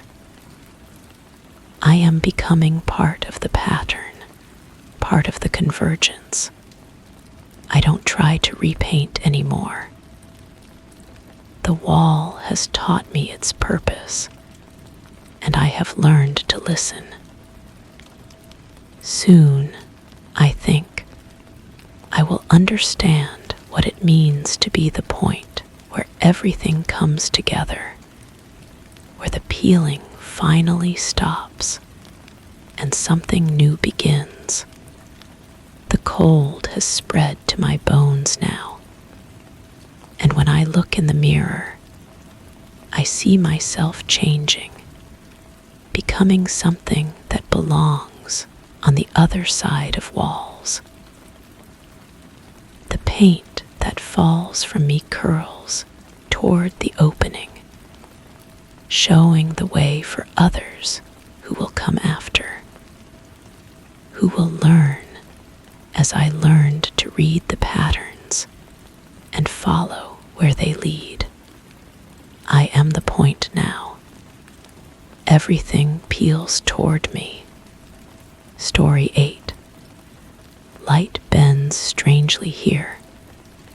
Sometimes, even with a single bulb on, the shadows multiply, forking outward, splitting across the ceiling in delicate branches. They're subtle but wrong, They stretch in directions that make no sense. Once, I held out my hand and saw two silhouettes. One followed me, the other didn't. It lingered in place. I turned off the light and stood in the dark, and I swear I felt one of those shadows brush past my shoulder, like it wasn't just a trick of the light anymore. The first thing I noticed was the smell. Not unpleasant, just misplaced. Like rain on warm concrete, but inside my apartment where no rain had ever fallen. It drifted through the rooms, strongest near the corners where the walls met the ceiling. I opened windows, checked for leaks, even called maintenance. They found nothing. The scent remained, faint but persistent, like a memory that wouldn't fade. Then came the sounds. Soft scratching inside the walls, as if someone was writing on the other side of the plaster. The rhythm was almost familiar, deliberate, methodical. I pressed my ear against the cool surface and felt a gentle vibration, like a heartbeat through stone. The building was old, I told myself. Pipes settling, my scurrying. But the scratching only came when I was alone, and it always stopped the moment I tried to record it. I started keeping a journal. Small observations at first. The way certain corners felt colder than they should. How the bathroom mirror sometimes showed a reflection that lagged behind my movements by half a second. The peculiar weight of silence that settled over the apartment after dark, thick and expectant, as if the air itself was holding its breath. The shadows grew bolder. During the day, they stretched longer than physics would allow. In the evening, they began to move independently, sliding across walls with fluid grace. I tested them, walking back and forth in front of the lamp, watching my silhouette dance across the floor. But there were always extras, phantom shapes that mimicked my movements with subtle variations, like actors improvising around a script they almost knew. I bought more lamps, flooded every room with light. The shadows didn't disappear, they multiplied. Each new bulb created fresh angles, new possibilities for darkness to hide. I watched them branch and merge, creating intricate patterns that seemed almost purposeful. Sometimes, I caught glimpses of forms that looked human, but wrong, limbs too long, heads tilted at impossible angles, fingers that stretched into points. The temperature changes started subtly. A doorknob that felt ice cold in summer heat. The bathroom tiles warming under my feet when the apartment was freezing. I checked the heating system, the insulation, anything that might explain the inconsistencies. Everything was normal. Everything except the way certain objects seemed to pulse with their own internal climate, like they were alive and breathing. I began staying awake longer, watching. The shadows were most active during the transition between day and night, when natural light faded and artificial illumination took over. They would gather in clusters, dark patches that seemed to whisper among themselves. I couldn't hear words, but I felt their conversation, a low vibration that resonated in my chest, made my teeth ache with unnamed anticipation. The wall in my bedroom started to feel different, softer somehow, as if the plaster was becoming flesh. When I pressed my palm against it, I could swear I felt a pulse, slow, steady, rhythmic. The wallpaper began to shift, patterns rearranging themselves when I wasn't looking directly. Flowers became faces, geometric designs twisted into reaching hands. I stripped the paper away, but the bare wall felt even more alive, warm and slightly damp like skin. I tried to photograph the shadows, but they never appeared in pictures the way I saw them. The camera captured normal darkness, predictable angles of light and shade. But my eyes showed me something else entirely, a parallel world overlapping with mine, where the laws of physics bent like soft metal under pressure. I questioned my sanity, my perception, my grip on reality. But the scratching in the walls continued, and the shadows kept moving, and the smell of rain on concrete grew stronger. The breakthrough came when I realized I wasn't just observing, I was participating. The shadows weren't separate from me. They were extensions of something I carried inside. When I moved, they moved. When I thought, they responded. When I felt afraid, they grew larger, more aggressive. We were connected, symbiotic, sharing the same space and the same needs. I started experimenting, focused my attention on a single shadow, willing it to move. It responded, sliding across the wall with liquid smoothness. I made it dance, twist, reach toward me with fingers of darkness. The sensation was intoxicating, like controlling a part of myself I'd never known existed. But the more I played, the more independent they became, moving without my permission, creating shapes I'd never imagined.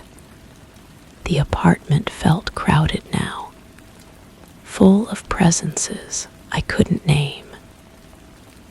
They brushed against me in narrow hallways, whispered in languages I almost understood, left traces of their existence in the form of displaced objects and changed temperatures. I was no longer alone, hadn't been alone for weeks. The realization should have terrified me, but instead I felt oddly comforted. They were mine, and I was theirs. The culmination came came without warning. I was standing in the kitchen making coffee when every shadow in the apartment suddenly converged. They flowed across walls and floors like black water, gathering in the center of the room where I stood. I felt their weight, their hunger, their recognition. They rose around me, forming a column of living darkness that pulsed with shared heartbeats. I reached out and they reached back. Our touch was electric, intimate, transformative. For a moment, I saw through their eyes, or they saw through mine. The apartment looked different, older, layered with histories I couldn't comprehend. Other people had lived here, died here, left pieces of themselves embedded in the walls and floors. The shadows were collectors, archivists of human experience, and I was their newest addition. When the darkness receded, I was changed. Not visibly, I looked the same in mirrors, felt the same in my skin. But something fundamental had shifted. I cast shadows now that moved independently, that whispered secrets in corners, that reached for others with the same hunger I'd felt. The apartment was quiet again, but it was a different kind of silence, expectant, patient, waiting. I still live here, still smell the rain on concrete, still hear the scratching in the walls. But now I understand their purpose. They're not haunting me, they're preserving me, keeping me safe in their collection of human moments. And sometimes, when the light hits just right, I see new people moving through the apartment, casting their own impossible shadows, beginning their own journey toward understanding. The shadows form shapes I don't cast, but I cast shapes the shadows don't form. We are incomplete without each other, fragments of a larger truth that spans the gap between light and dark, between what is and what might be. I am no longer certain where I end and they begin, and I find that uncertainty oddly comforting. The journal sits open on my desk, pages filled with observations that seem less important now. The mystery hasn't been solved. It's been absorbed, integrated, made part of who I am.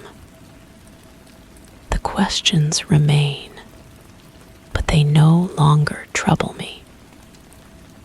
Some things are meant to be experienced rather than understood, felt rather than explained. I am home now, in the space between light and shadow, between certainty and doubt. The darkness welcomes me, and I welcome it in return. We are one collection, one story, one shadow that forms shapes nobody else can cast. Story 9. It's not mechanical. I know the difference. It's not the motor or the fan or the compressor. It's knuckles, soft, persistent tapping. Always 3 knocks, sometimes from the top shelf, sometimes behind the crisper drawer. I've emptied it, checked every panel. Nothing. But the sound continues. I left the door open once to see if it would stop. It didn't. It only got closer. Last night, I woke up to the door slightly ajar and something cold on the kitchen floor. No footprints, just condensation, and a wet drag mark heading away from it. The knocking started on a Tuesday. I was preparing my usual breakfast when I heard it.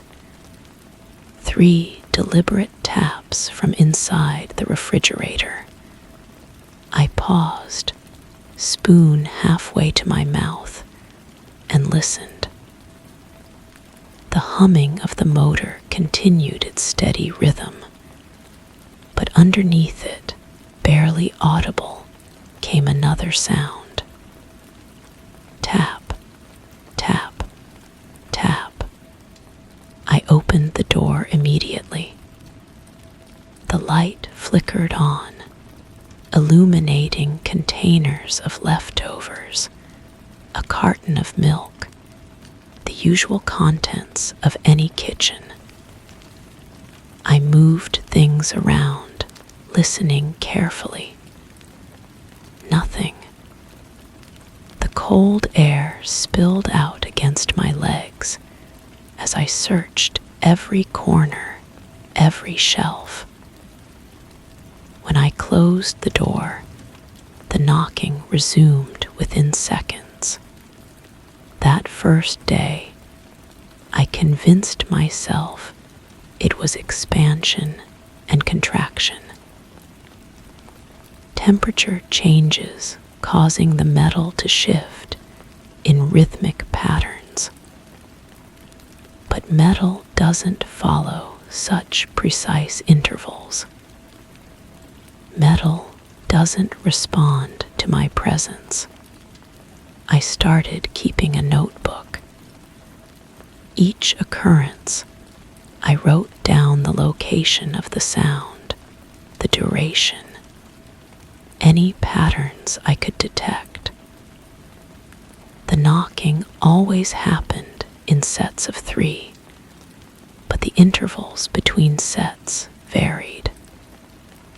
Sometimes rapid succession, sometimes long pauses that made me think it had stopped entirely, only to resume when I turned my attention elsewhere. By the end of the week, I had filled 12 pages with observations.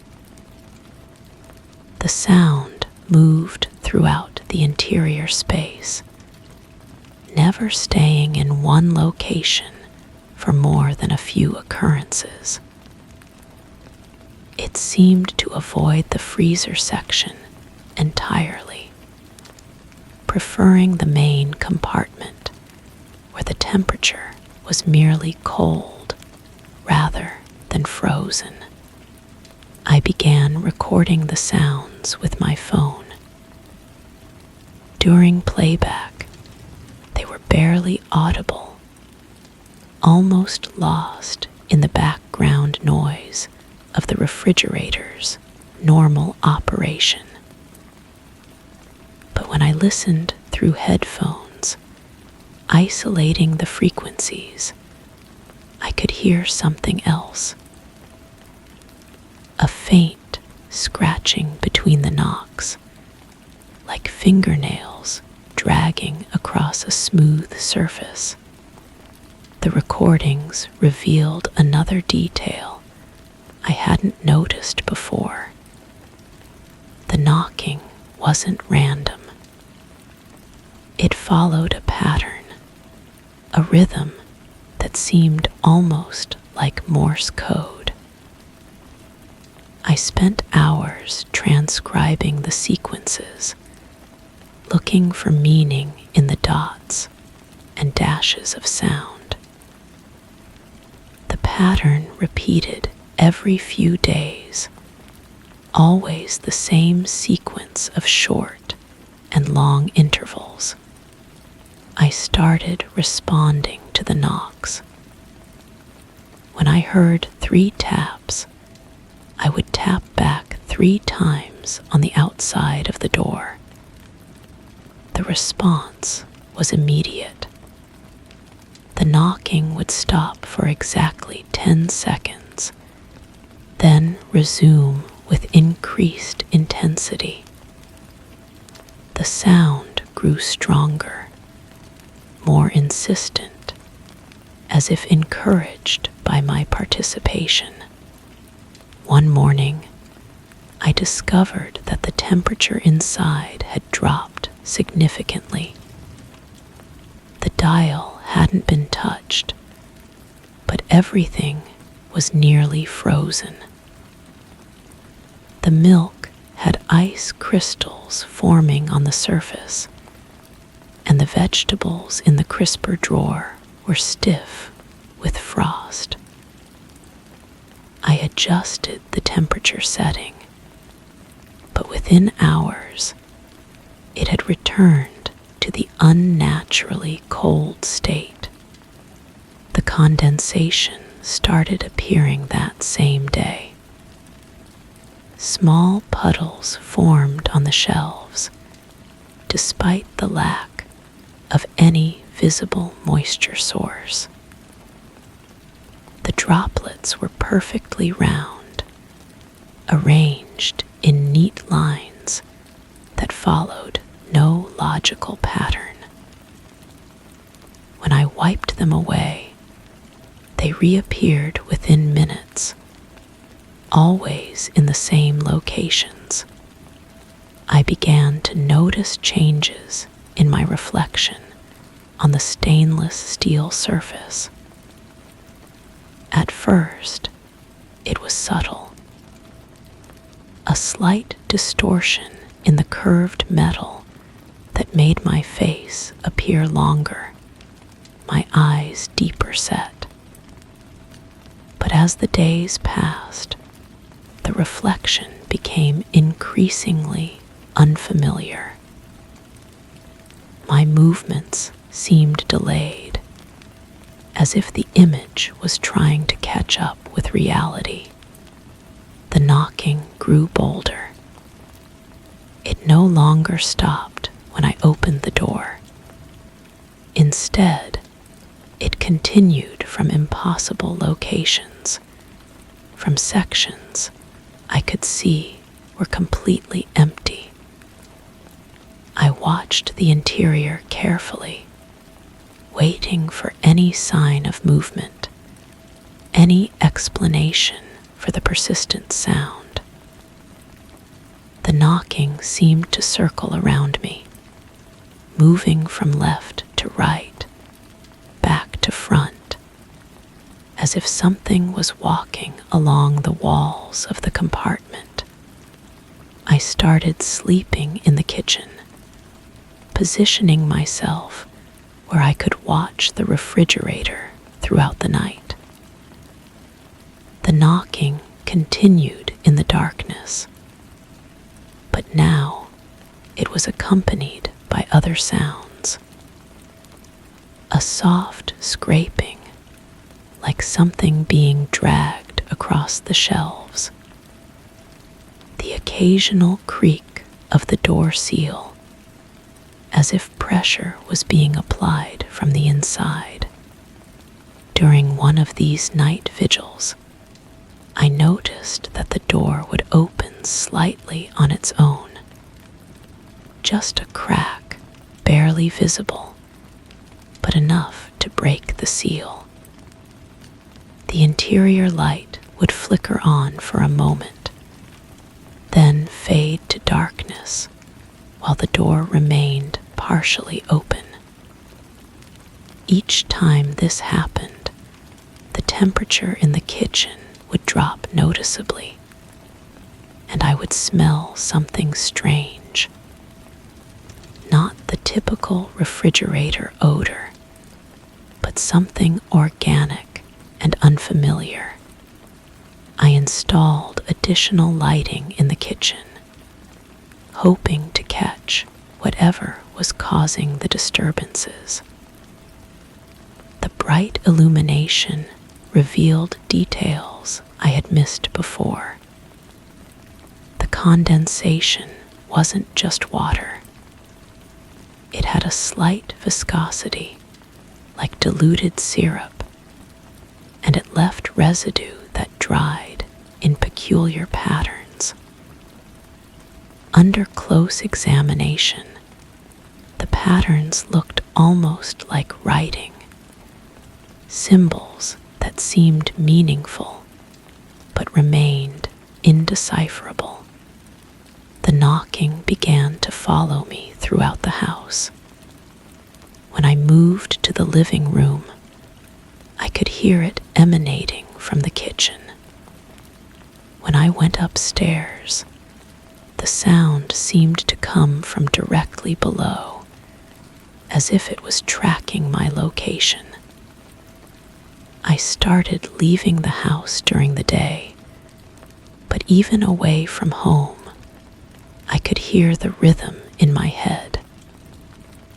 Tap, tap, tap. Upon returning from these excursions, I would find evidence of activity.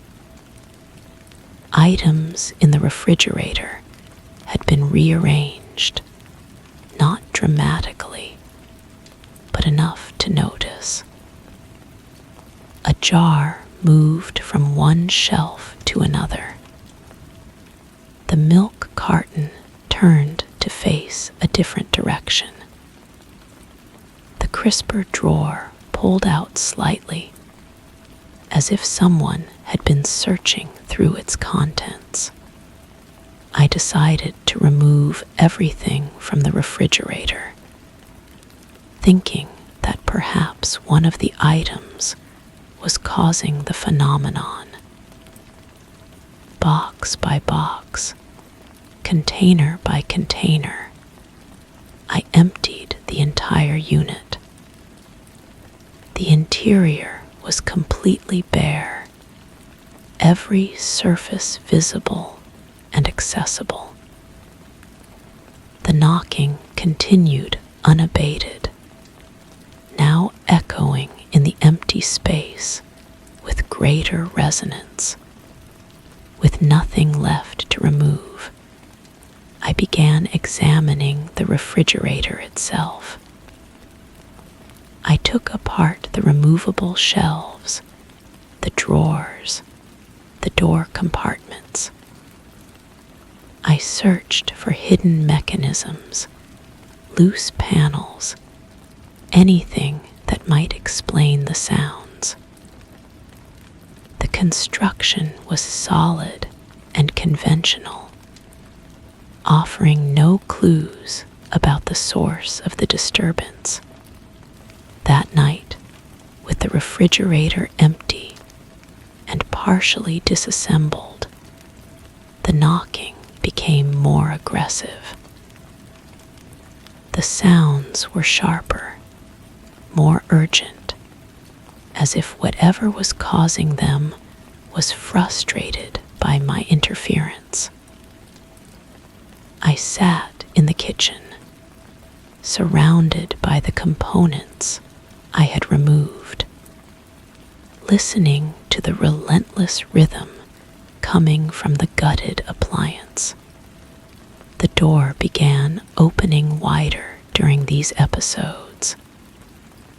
Instead of just a crack, it would swing open several inches, and I could see directly into the empty interior. The light would flicker erratically, casting moving shadows that seemed to have no source. The knocking would intensify when the door was open, echoing off the bare walls of the compartment. I started documenting everything with photographs. The images revealed details invisible to the naked eye. In the pictures, there were subtle distortions in the air inside the refrigerator, like heat waves, but in reverse. The empty space seemed to bend and warp in the photographs, creating impossible geometries that suggested depth where none should exist. The final escalation came when I tried to unplug the unit entirely. As I reached for the power cord, the knocking became frantic, a rapid-fire assault of sound that filled the kitchen. The door flew open with unexpected force, and I felt a rush of air that was impossibly cold, far beyond what the refrigerator should have been capable of producing. In that moment, I saw something that challenged everything I thought I understood about the situation. The empty interior wasn't empty. There was movement, a shifting presence that had no physical form, but was undeniably there. The knocking wasn't coming from inside the refrigerator. It was coming from something trying to get out. I backed away from the appliance, but the cold followed me, spreading across the kitchen floor like spilled liquid. The knocking continued, now accompanied by other sounds.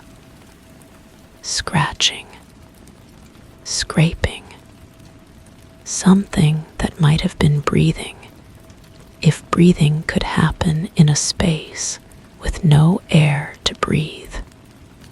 The power cord slipped from my hand, and the refrigerator remained connected, humming with mechanical persistence while harboring something that defied mechanical explanation. The knocking settled into its familiar rhythm, but now I understood that it wasn't random. It was patient. It was waiting. I've stopped trying to find explanations. The notebook sits abandoned on the counter, its pages filled with observations that make no sense in any rational framework. The recordings on my phone play back the same impossible sounds, evidence of something that shouldn't exist, but clearly does. The refrigerator continues its dual existence, functioning normally during the day while harboring its inexplicable occupant. I've learned to live with the knocking, to accept it as a permanent resident in my home. But sometimes, in the quiet hours before dawn, I wonder if it's learning to live with me too. The condensation still appears, forming its cryptic patterns on the shelves. The door still opens on its own, revealing glimpses of spaces that seem larger than they should be. And somewhere in the back of my mind, I've begun to recognize the rhythm of the knocking as something familiar, something that matches the beating of my own heart. The drag mark on the kitchen floor has never completely dried, despite my attempts to clean it. It remains as a reminder that some mysteries aren't meant to be solved, only endured. And in the darkness of each night, I listen to the knocking and wonder if someday I'll be brave enough or foolish enough to knock back with the same rhythm, to accept whatever invitation is being offered from the cold space behind the door.